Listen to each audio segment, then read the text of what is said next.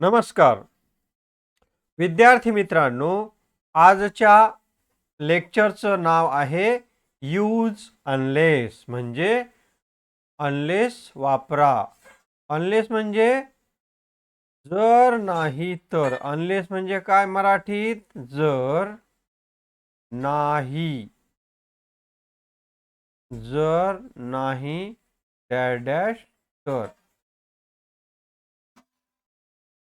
या ठिकाणी उदाहरण लिहिलेलं आहे. Example 1, if you do not study you will not pass. अशा वाक्यामध्ये आपल्याला काय करायचंय? अनलेस वापरायचंय. तर विद्यार्थी मित्रांनो, या ठिकाणी आपल्याला काय करता येईल?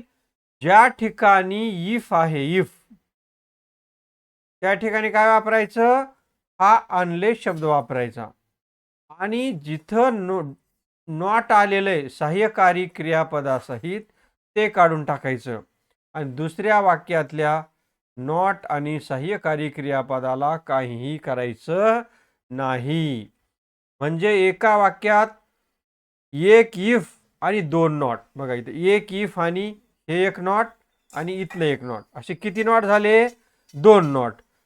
मग अशा वेळेला काय करायचं? ज्या ठिकाणी इफ आहे का त्या ठिकाणी अनलेस वापरायचं आणि त्याच वाक्यातलं डू नॉट काय करायचं? काढून टाकायचं. दुसऱ्या वाक्यातलं डू नॉट काढून टाकायचं नाही. कसं होईल मग उत्तर? इफच्या जागेवर अनलेस. वाक्याची सुरुवात कॅपिटल लेटरने करावी. Unless, UNLESS, unless you. आता या वाक्यातलं नॉट काढायचंय, पण जर नॉट सोबत सहाय्यकारी क्रियापद डू असेल तर ते दोन्हीही काढून टाकायचं. काय करायचं? दोन्ही काढून टाकायचं. आणि unless you study, STUDY,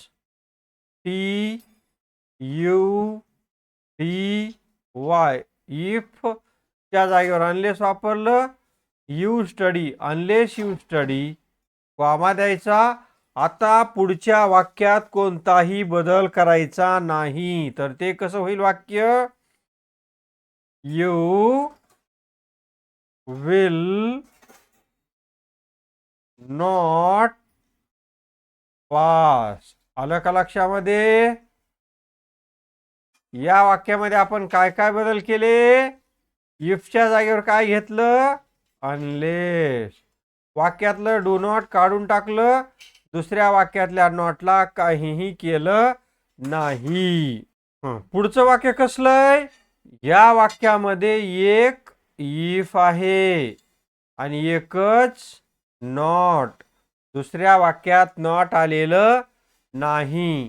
if you do not study म्हणजे मराठीत याचा अर्थ होईल, जर तू अभ्यास केला नाहीस तर यू विल फेल म्हणजे तू नापास होशील. कसं होईल याचं उत्तर? इफच्या जागेवर काय करायचं? अनलेस घ्यायचं. UNLESS, unless you. आता हे डू नॉट काढून टाकायचं, कारण आपण इथं अनलेस वापरलं. Unless you study, STUDY, unless you study, comma. दुसऱ्या वाक्यात नॉट वापरायचं नाही किंवा कुठलाही बदल करायचा नाही. दुसरं वाक्य जशा तसं लिहून काढायचं. कसं होईल ते वाक्य? You will fail, you will fail. आता या ठिकाणी काय आलं? एक इफ आणि कोणत्याही वाक्यात नॉट आलेलं नाही. कोणत्या तरी वाक्यात नॉट आहे का? नाही. मग याचं उत्तर कसं होईल? मार्जिन मध्ये तुम्ही काय लिहिणार? मार्जिन मध्ये लिहायचं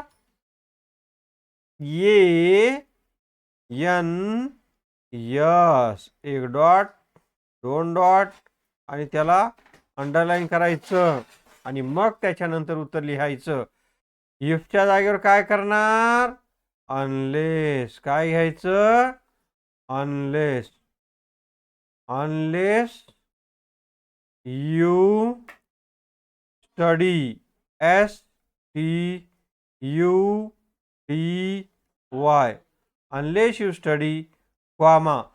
आता बघा ह्या वाक्यात अनलेस वापरलं, या वाक्यामध्ये नॉट नव्हतं आणि आता अनलेस वापरलं म्हणून पुढच्या वाक्यात आपल्याला काय करावं लागल, नॉट घ्यावं लागल. You will not study you will not pass PASS.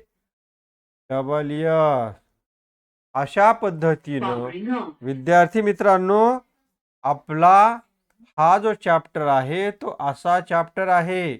याच्यामध्ये आपल्या लक्षात आलेलं असेल की इथं काय करायचं, एक इफ आणि दोन नॉट आले तर इफच्या जागेवर अनलेस वापरायचं आणि इफच्याच वाक्यातील नॉट सहाय्यकारी क्रियापदासहित काढून टाकायचं. डू, डज किंवा डीड या तीन सहाय्यकारी क्रियापदाच्या बाबतीतच असा नियम आहे की त्याच्यासोबत आलेलं सहाय्यकारी क्रियापद डू, डज, डीड हे काढून टाकायचं. दुसरी शक्यता काय बघितली आपण, एक इफ आणि एक नॉट. हे नॉट इफच्या वाक्यात येईल किंवा नंतरच्या वाक्यात येईल. ज्या वाक्यात नॉट असेल त्या वाक्यातलं नॉट त्या वाक्यातून काढून टाकायचं. आणि तिसरी शक्यता, दिलेल्या वाक्यात एक इफ आणि एकही नॉट नसणे, म्हणजे त्या वाक्यात इफच्या जागेवर अनलेस वापरायचं आणि दुसऱ्या वाक्यात सहाय्यकारी क्रियापदाच्या नंतर काय करायचं, नॉट वापरायचं. अशा पद्धतीचं हे अनलेस वापरण्याबाबतीचं नियोजन आहे, नियम आहेत. कळालं का? ओके, धन्यवाद.